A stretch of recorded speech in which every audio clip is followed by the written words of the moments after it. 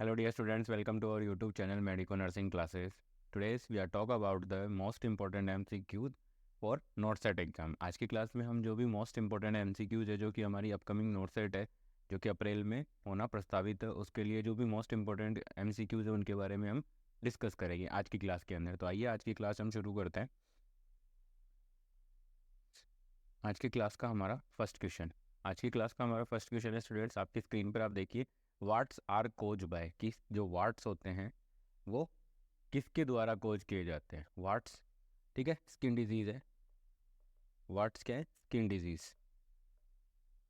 Watts क्या है? एक स्किन डिजीज है। ये स्किन डिजीज है वो किसके द्वारा, कौन से, उसका इटियोलॉजिकल फैक्टर है या कौन सा माइक्रो ऑर्गेनिज्म है या किस टाइप के माइक्रो ऑर्गेनिज्म के द्वारा वाट्स है वो कोज होते हैं। तो उसके ऑप्शंस की बात करें तो ऑप्शन देखते हैं स्टूडेंट। फर्स्ट वन ऑप्शन है प्रोटोजोआ, सेकंड वन ऑप्शन है फंगस, थर्ड वन ऑप्शन है वायरसेस और फोर्थ वन ऑप्शन है bacteria.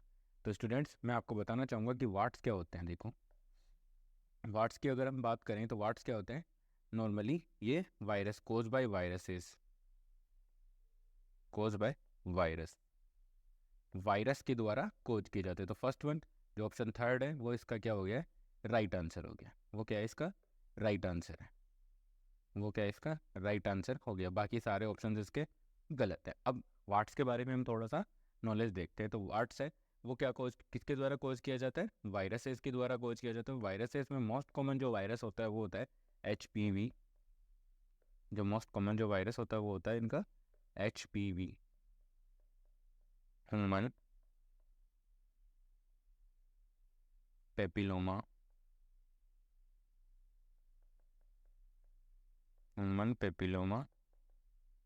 Virus. Human papilloma virus is the most common virus that cause the skin warts. ठीक है, अब इसमें skin warts के अंदर होता क्या है वो देखो students.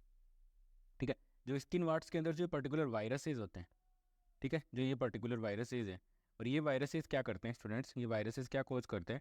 Excessive production of virus cause the access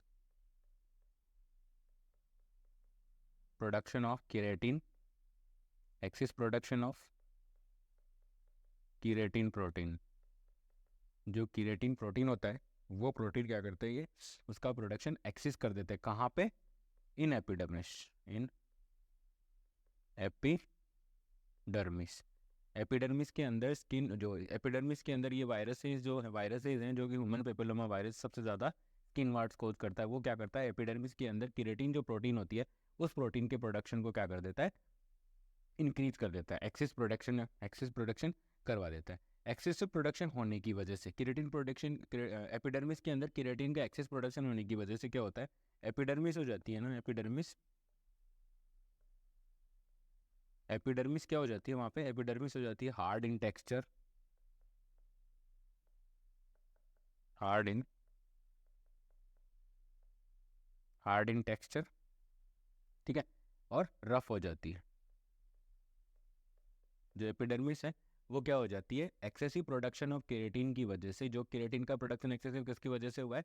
keratin का प्रोडक्शन एक्सेसिव हुआ है आपके ह्यूमन पेपिलोमा वायरस की वजह से, या जो वायरस है जिसने ये डिजीज़ कोज की है उसकी वजह से ये डिजीज़ आपको, केराटिन का जो प्रोडक्शन है वो इंक्रीज हो गया है। स्किन के अंदर केराटिन का प्रोडक्शन इंक्रीज होने की वजह से जो एपिडर्मिस होती है, एपिडर्मिस लेयर के अंदर स्किन का जो केराटिन प्रोटीन उसका प्रोडक्शन इंक्रीज हो जाता है, जिस वजह से वहाँ पे क्या होता है, जो एपिडर्मिस होती है वो क्या हो जाता है? हार्ड इन टेक्सचर और rough and hard in texture हो जाती है, रफ हो जाती है और हार्ड हो जाती है। उसी को हम क्या बोलते हैं? Skin warts. ठीक है स्टूडेंट्स, तो ये था हमारा आज की क्लास का हमारा पहला क्वेश्चन। बाकी प्रोटोजोआ, फंगस और बैक्टीरिया इसके रॉन्ग आंसर है। वो स्किन वार्ट्स के लिए रेस्पॉन्सिबल नहीं है। Viruses are responsible for the skin wart. और सबसे कॉमन जो वायरस है वो कौन सा वायरस है इन स्किन वार्ट्स के लिए? ह्यूमन पेपिलोमा वायरस आ सकता है। ये जो MCQ है ये आपको देखने को मिल सकता है कि ह्यूमन पे स्किन वार्ट्स हैं या कौन स्किन वार्ट्स के द्वारा, मतलब स्किन वार्ट्स हम कौन से वायरस के द्वारा सबसे ज़्यादा खोज किए जाते हैं? तो ह्यूमन पेपिलोमा वायरस के द्वारा। ठीक है, नेक्स्ट वन क्वेश्चन है हमारा। नेक्स्ट क्वेश्चन है, disease of the inner ear characterise by the recurring episode of vertigo, tinnitus and deafness. कि एक ऐसी डिजीज है इनर ईयर की, किसकी डिजीज है? इनर ईयर की डिजीज है और वो क्या होती है, इनर ईयर की जो डिजीज़ है वो कैरेक्टराइज, उसको पहचाना जाता है किस वजह से कि एपिसोड ऑफ, उसके साइन एंड सिम्टम्स में क्या आएंगे, एपिसोड ऑफ वर्टिगो, चक्कर आना, tinnitus, ringing sensation in year, और डेफनेस, सुनाई ना देना। इनके ये तीनों साइन एंड सिम्टम्स किस डिजीज़ के हैं उस डिजीज़ को हमें क्या करना है स्टूडेंट, पहचानना है। तो फर्स्ट वन ऑप्शंस की बात करें तो ऑप्शन देखें तो ऑप्शन में फर्स्ट वन है सिंकॉप, सेकंड वन ऑप्शन है मैंड्रिस डिजीज, थर्ड वन ऑप्शन है ग्लूकोमा, और फोर्थ वन ऑप्शन है हाइड्रोसिफिलिस। ये हमारे चार ऑप्शन हैं। तो स्टूडेंट्स अगर हम एक एक ऑप्शन को बार बार देखें, फर्स्ट वन हम ऑप्शंस को देखने की कोशिश करें तो फर्स्ट वन देखते हैं हाइड्रोसिफिलिस। स्टूडेंट्स अगर हाइड्रोसिफिलिस की बात करें तो हाइड्रोसिफिलिस के अंदर क्या होता है, axis production of axis production of excessive production of CSF। CSF का जो प्रोडक्शन है वो ज़्यादा हो जाता है। ठीक है, अब हम बात करते हैं कि CSF होता क्या है। CSF मतलब cerebro spinal fluid, cerebro spinal fluid, cerebro spinal fluid, ये होता है CSF। जब CSF का प्रोडक्शन एक्सेसिव हो जाता है, प्रोडक्शन ज़्यादा हो रहा है, एब्जॉर्प्शन कम हो रहा है, तो क्या होगा, CSF का लेवल है वो बढ़ जाएगा। ठीक है, नॉर्मल CSF का जो लेवल 24 आवर्स के अंदर होता है, कितना होता है, 720 ml। 24 आवर के अंदर 720 ml CSF उसका प्रोडक्शन होता है। ठीक है, और CSF का जो प्रोडक्शन होता है वो कहाँ से होता है, कोरोइड प्लेक्सिस, कोरोइड प्लेक्सिस। इन कहाँ, कोरोइड प्लेक्सिस कहाँ होते हैं, इन लेटरल वेंट्रिकल्स, इन लेटरल वेंट्रिकल्स को आप दूसरे नाम से जानते हो, first and second ventricles of brain. Heart वाले वेंट्रिकल्स की बात नहीं हो रही है यहाँ पे, बात हो रही है ब्रेन के वेंट्रिकल्स की। तो ये होता है हाइड्रोसिफिलिस। हाइड्रोसिफिलिस के अंदर क्या होता है स्टूडेंट, CSF का प्रोडक्शन ज़्यादा हो जाता है, जिसकी वजह से जो सर है वो भी काफ़ी ज़्यादा बड़ा हो जाता है। नॉर्मली ये पीडियाट्रिक केसेस के अंदर आपको देखने को मिलेगी इन चाइल्ड। ठीक है, बच्चों के अंदर आपको देखने को मिलती है, जिनके अंदर क्या होते हैं, जो फ्यूचर्स होते हैं, कल के जो फ्यूचर्स होते हैं वो नॉट फ्यूज, वो फ्यूज नहीं हुए होते हैं। तो ये है अपना हाइड्रोसिफेलिस। तो हाइड्रोसिफेलिस के अंदर तो कोई भी ईयर की कोई प्रॉब्लम ही नहीं हुई ईयर की वजह से, तो ये ऑप्शन तो अपना हो गया गलत। नेक्स्ट हम देखते हैं स्टूडेंट्स, नेक्स्ट हमारा ऑप्शन है ग्लूकोमा। तो ग्लूकोमा की अगर स्टूडेंट्स आप बात करो, ठीक है, अगर आप ग्लूकोमा की बात करते हो स्टूडेंट्स, ग्लूकोमा की अगर आप बात करते हो तो ग्लूकोमा क्या है, ग्लूकोमा तो एक आई डिसऑर्डर है, ग्लूकोमा एक आई डिसऑर्डर है, ग्लूकोमा तो एक आई डिसऑर्डर है। ठीक है, ऑप्थेल्मिक डिसऑर्डर है। ग्लूकोमा के अंदर क्या होता है, जो एक्वस ह्यूमर है, एक्वस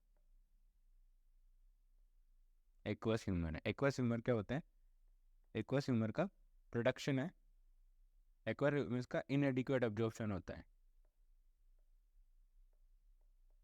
इनएडिक्वेट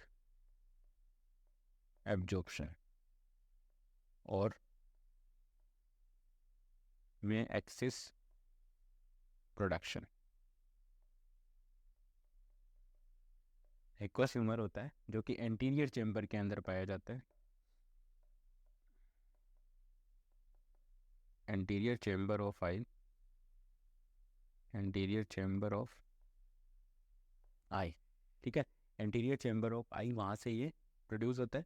एंटीरियर चेम्बर के अंदर एक्वस ह्यूमर पाया जाता है, जिसका प्रोडक्शन है वो क्या होता है नॉर्मली। ठीक है, नॉर्मली वो जितना प्रोड्यूस हुआ उतना वो एब्जॉर्ब हो रहा है।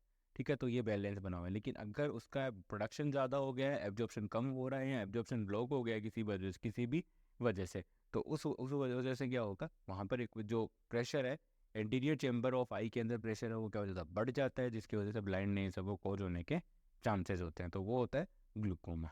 ठीक है, तो ये भी ईयर से रिलेटेड कोई डिसऑर्डर नहीं है, तो ये आंसर भी अपना गलत है, ये ऑप्शन भी अपना गलत है कि भाई इस आई के अंदर कि कौन सी डिजीज, आई के अंदर, आई के डिसऑर्डर्स के अंदर यहाँ पे तो देखने में दिक्कत हो रही है, ना कि आपके टिनिटस, वर्टिगो और डेफनेस आ रही है। ऐसी कोई भी दिक्कत यहाँ पे नहीं मिल रही है।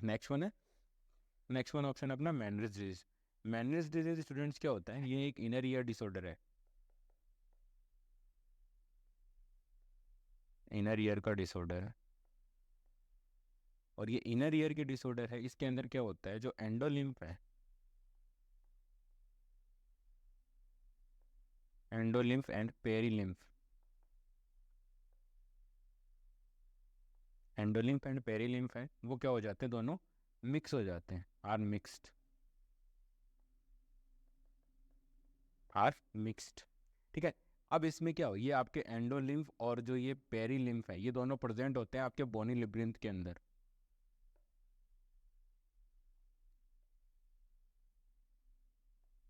बोनी लिब्रिंथ के अंदर ये क्या होते हैं, प्रेजेंट होते हैं। और ये एंडोलिम्फ और जो पेरीलिम्फ है, ये क्या होते हैं, जब आपस में मिक्स हो जाते हैं, मिल जाते हैं, तो उस वजह से जो डिजीज़ कोज होती है उसको हम बोलते हैं स्टूडेंट, उस डिजीज़ को हम बोलते हैं मेनरेस डिजीज़। ठीक है।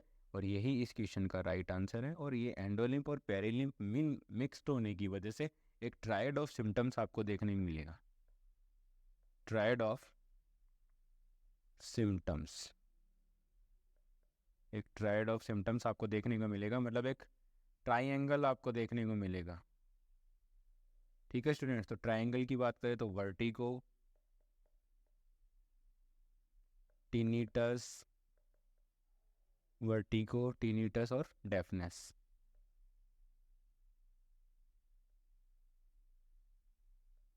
डेफनेस ये है triad of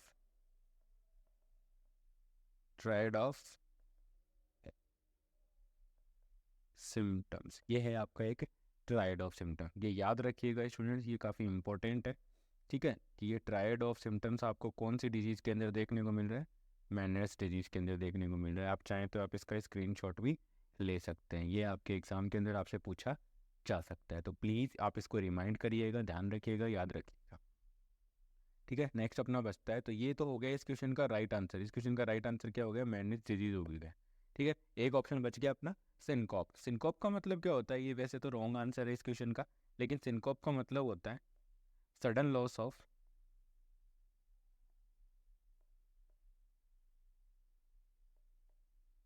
sudden loss of consciousness, sudden loss of sudden loss of consciousness. तो सडन लॉस ऑफ कॉन्शियसनेस उसको हम बोलते हैं सिनकोप। तो इसका ईयर से रिलेटेड कोई डिसऑर्डर नहीं है। तो ये मैनेज डिजीज इस क्वेश्चन का राइट आंसर है। और इसी मैनेज डिजीज के अंदर वर्टिगो, टिनिटस और डेफनेस के एपिसोड प्रेजेंट होते हैं। और ये क्वेश्चन आपको एक ट्रायड के रूप में भी देखने को मिल सकता है। एग्जामिनर आपसे पूछ सकता है कि ट्रायड ऑफ सिम्टम्स कौन कौन से मैनेज डिजीज के ट्रायड ऑफ सिम्टम्स क्या होते हैं, ऐसी कौन सी डिजीज है ये कि जिसके अंदर ट्रायड ऑफ सिम्टम्स देखने को मिलते हैं। तो आप इसको ध्यान में रखिएगा। नेक्स्ट क्वेश्चन की तरफ चलते हैं। नेक्स्ट क्वेश्चन आपकी स्क्रीन पे है। नेक्स्ट क्वेश्चन क्या कह रहा है, on the first day following the laryngotomy. पहला दिन है किसके बाद, लेरिंगोटोमी के बाद, पेशेंट की आपने लेरिंगोटोमी कर दी गई है, उसके बाद पहला दिन है। तो अब क्या है, the nurse top priority of care. उस समय फर्स्ट डे लेरिंगोटोमी होते ही फर्स्ट डे नर्स की टॉप प्रायोरिटी है वो क्या होनी चाहिए। ठीक है, लेरिंगोटोमी होने के बाद। ठीक है, तो हम बात करते हैं लेरिंगोटोमी का मतलब हो गया रिमूवल ऑफ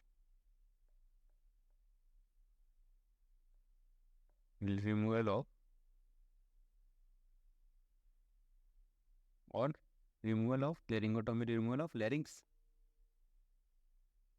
ठीक है, अब लेरिंग्स के अंदर कोई आपने रिमूव कर दिया लेरिंग्स के अंदर।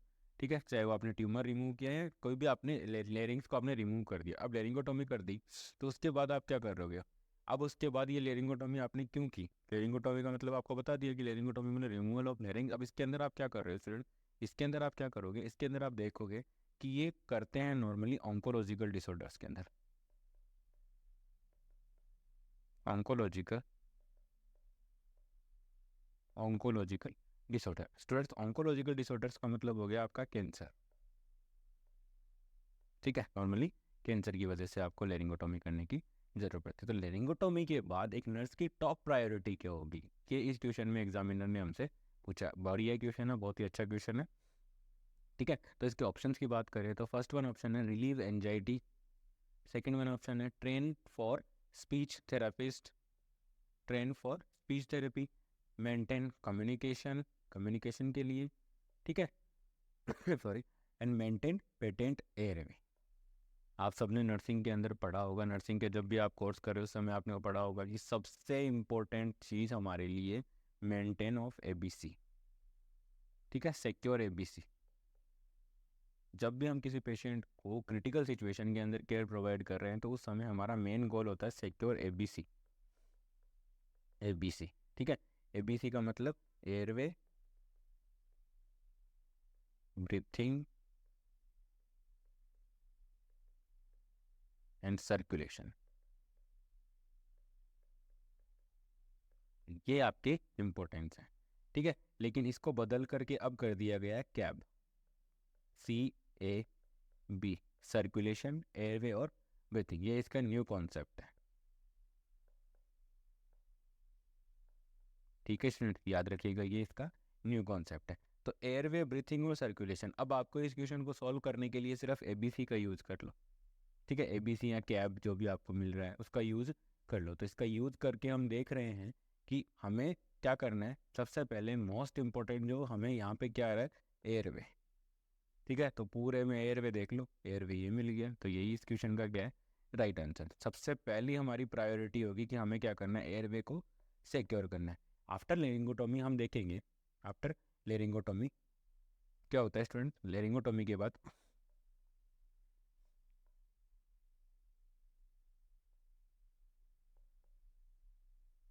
फ्रेंड्स, लेरिंगोटोमी के बाद आप देखोगे, लेरिंगोटोमी के बाद आप देखोगे कि एडिमा आपको देखने ही मिलेगा, एडिमा।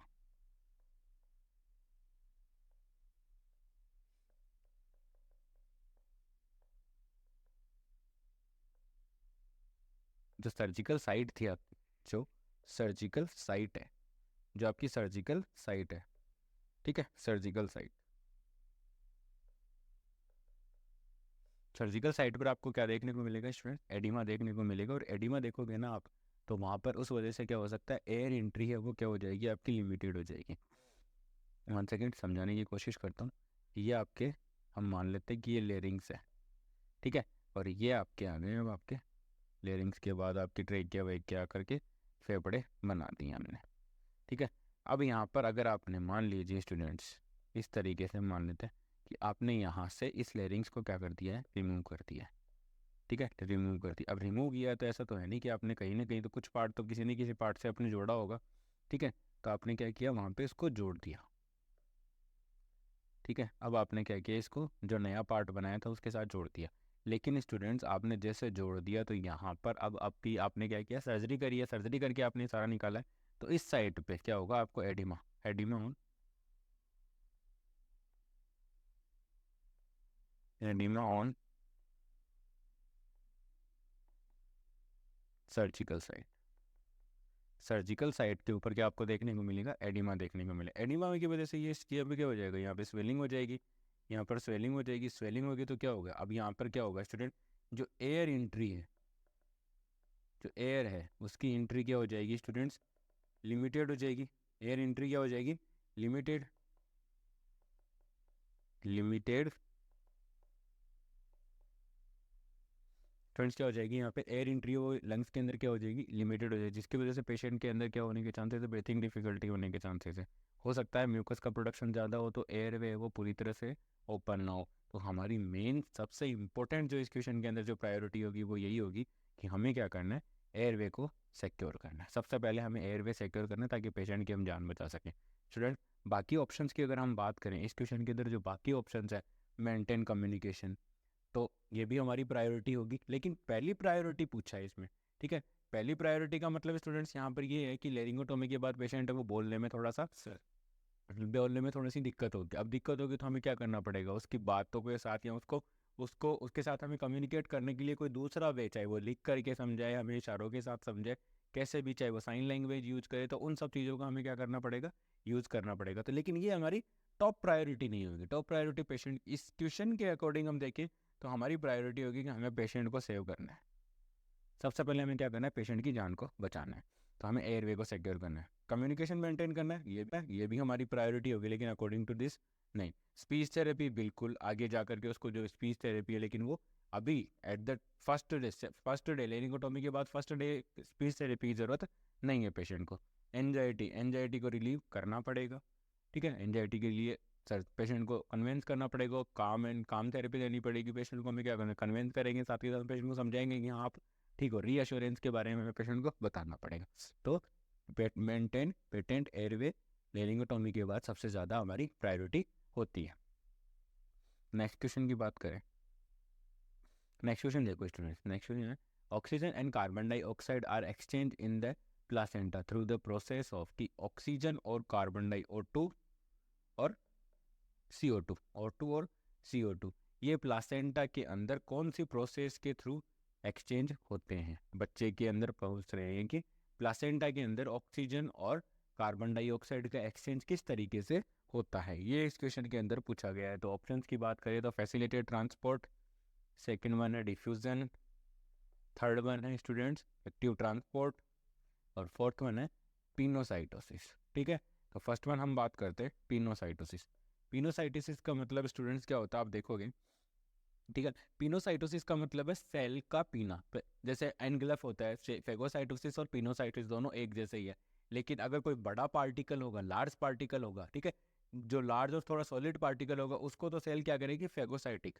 और जो लिक्विड पार्टिकल है, छोटे पार्टिकल्स हैं, उनके लिए सेल जो उनको एनगल्फ करती है, उनको अपने अंदर लेती है, ठीक है, अपने साइटोप्लाज्म में मिक्स कर लेती है, उस प्रोसेस को हम बोलते हैं पिनोसाइटोसिस। अब पिनोसाइटोसिस का मतलब हो गया कि सेल क्या कर रही है, cells take fluid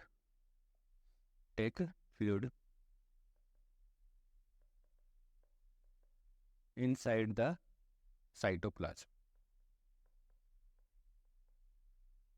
inside the cytoplasm. जैसे कि हम बात करें, ये कोई नॉर्मली अपनी सेल बनाई अपन ने, ठीक है। अब इस सेल के पास ये क्या आ गया है, यहाँ पे कोई लिक्विड पार्टिकल है, ये कोई लिक्विड पार्टिकल है, ठीक है। अब लिक्विड पार्टिकल है तो सेल क्या करेगी, अब इसके अंदर अपनी शेप के अंदर से चेंज करके इसको सेल क्या करेगी, इसके अंदर इसको पी लेगी, मतलब इसको अपने अंदर निगल लेगी।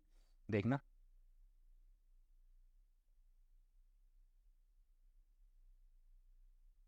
ठीक है, सेल क्या कर रही है यहाँ पे, इसको कोशिश करेगी कि सेल इसको अपने अंदर एनगल्फ करवा लेगी, ठीक है। सेकंड के अंदर आप देखोगे कि सेल इसके चारों तरफ हो चुकी है, पूरी तरह से सेल इसके चारों तरफ हो जाएगी, ठीक है। ये देखो, सॉरी इसका यूज कर लेते हैं, कलर डिफरेंट कलर यूज करते हैं, ठीक है। अब सेल इसको लास्ट में क्या होगा, ये मिक्स हो जाएगा सारा, ठीक है, और सेल क्या करेगी, इसको अपने अंदर एनगल्फ कर चुके हो। ये होता है सेल का पिनोसाइटोसिस, जो कि मैंने आपको डायग्राम के थ्रू अच्छे से समझा दिया गया। नेक्स्ट वन है एक्टिव ट्रांसपोर्ट। स्टूडेंट्स अगर आप एक्टिव ट्रांसपोर्ट की बात करोगे तो एक्टिव ट्रांसपोर्ट के अंदर क्या होता है, low concentration to high concentration, low concentration to high concentration की तरफ ग्रेडियंट्स मूव करते हैं, जिस वजह से वहाँ पे क्या क्या होता है, रिक्वायर्ड एनर्जी।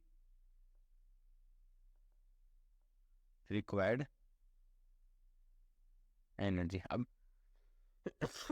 सॉरी, इस वजह से वहाँ पर क्या ज़रूरत पड़ती है, उनको एनर्जी की ज़रूरत पड़ती है, ठीक है। इसी वजह से उनको क्या ज़रूरत पड़ रही है स्टूडेंट, एनर्जी की ज़रूरत पड़ रही है। तो वो क्या है, एक्टिव ट्रांसपोर्टेशन। एक सेमी परमेबल मेम्ब्रेन से via a semi permeable membrane, semi permeable membrane से होते हुए ग्रेडियंट्स क्या कर रहे हैं, low concentration to higher concentration move कर रहे हैं, तो इस वजह से वहाँ पर क्या होगी, एनर्जी की रिक्वायरमेंट होगी, और वो होता है आपका एक्टिव ट्रांसपोर्ट। तो ये इस क्वेश्चन का राइट आंसर नहीं है, ये भी इस क्वेश्चन का राइट आंसर नहीं है, ठीक है। लास्ट सेकंड वन ऑप्शन है अपना डिफ्यूजन। डिफ्यूजन के अंदर क्या होता है, higher concentration to lower concentration, ठीक है, higher concentration to lower concentration, high concentration, lower concentration through a semi permeable membrane, to a semi permeable membrane. Semi permeable membrane से होते हुए अगर gradients higher concentration to lower concentration की तरफ move कर रहे हैं तो वो कहलाता है diffusion. And diffusion is the right answer for this question. क्योंकि क्या होता है, देखिए मैटरनल ब्लड के अंदर, मैटरनल ब्लड, ठीक है स्टूडेंट, मैटरनल ब्लड की अगर हम बात करें स्टूडेंट, तो मैटरनल ब्लड के अंदर क्या होता है, high oxygen, maternal blood high oxygen, high O2, sorry high O2 and low CO2, ये मैटरनल ब्लड के अंदर होता है। और बच्चे के वाले ब्लड के अंदर क्या होता है, फीटस के ब्लड के अंदर, फीटस का ब्लड, फीटस ब्लड के अंदर स्टूडेंट्स आप देखोगे कि लो O2 and high CO2, high आपको क्या मिलेगी, CO2 मिलेगी। तो अब यहाँ पर ग्रेडियंट्स क्या करेंगे, ऑक्सीजन माँ के पास ज़्यादा है, बच्चे के पास कम है, तो ऑक्सीजन मूव कर जाएगी बच्चे के पास। बच्चे के पास CO2 ज़्यादा है, माँ के पास CO2 कम है, तो CO2 मूव कर जाएगी माँ की तरफ, ठीक है, माँ के ब्लड के अंदर जा करके मिक्स हो जाएगी। और इसी प्रोसेस के थ्रू बच्चे और माँ के बीच में जो प्लासेंटल के बीच में जो कनेक्शन बना हुआ है, उसी के अंदर क्या होता है, CO2 और ऑक्सीजन का क्या होता है, एक्सचेंज होता है। ठीक है स्टूडेंट, तो this is the right answer for this question. Diffusion is the process by which oxygen and carbon dioxide are exchanged in the placenta. In the placenta, placenta के अंदर ऑक्सीजन और CO2 का जो एक्सचेंज हो रहा है वो डिफ्यूजन के प्रोसेस के थ्रू होता है। एक ऑप्शन यहाँ पे बच गया अपना फैसिलिटेड ट्रांसपोर्ट। फैसिलिटेड ट्रांसपोर्ट यहाँ पे होगा नहीं, ठीक है, लेकिन फिर भी मैं आपको बताना चाहूँगा फैसिलिटेड ट्रांसपोर्ट के अंदर क्या होता है स्टूडेंट्स, आप देखोगे, ठीक है, इसमें क्या होता है, ये डिफ्यूजन ही होता है एक प्रकार का, type of diffusion, type of diffusion,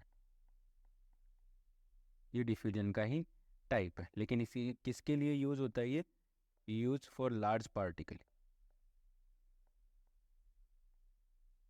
use for large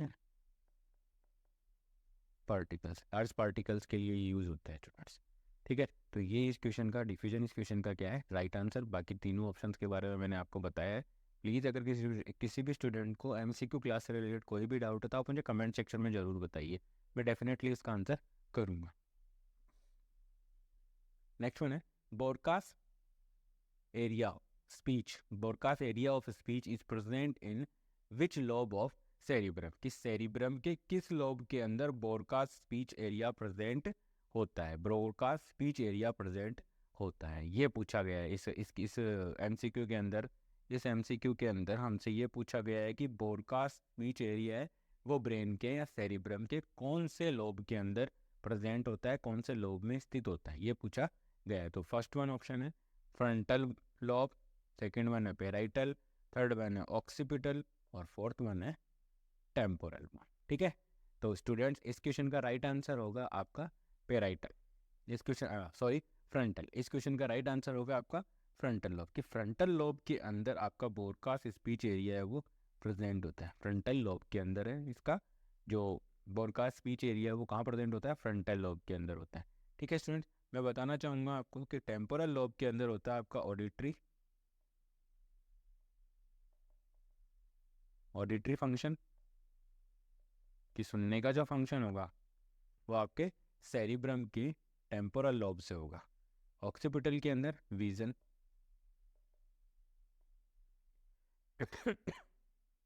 vision, ठीक है, आई साइट, आई साइट, ठीक है। तो आई साइट या जो देखने का जो प्रोसेस होती है वो आपके ब्रेन के किस लोब में होती है, ऑक्सीपिटल लोब के अंदर। पेराइटल लोब के अंदर स्टूडेंट्स क्या होता है कि पेराइटल लोब के अंदर होता है आपका sensory motor, somato, somato sensory, somato sensory function, somato sensory function, somato sensory function. और ये जो फ्रंटल लोब है इसके अंदर ये क्या होता है, ब्रॉडकास्ट स्पीच एरिया, ये इस क्वेश्चन का राइट आंसर है। तो बाकी मैं तीनों लोबों के बारे में आपको बता दिया है कि कौन से लोब में क्या फंक्शन होता है। तो temporal lobe is responsible for auditory function, occipital lobe is responsible for vision and parietal lobe is responsible for sensory function, somato sensory functions of our body. तो ये है आज के इस क्वेश्चन का राइट आंसर है फ्रंटल लोब। आज की क्लास में इतना ही। आई होप मेरे द्वारा प्रोवाइड किए गए लेक्चर वीडियो एमसीक्यू के ऊपर जो लेक्चर वीडियो है एमसीक्यूज़ है, ये आपके नर्सिंग ऑफिसर रिक्रूटमेंट एग्जामिनेशन की प्रिपरेशन में आपकी हेल्प कर रहे होंगे। Please like share and subscribe. Thank you so much.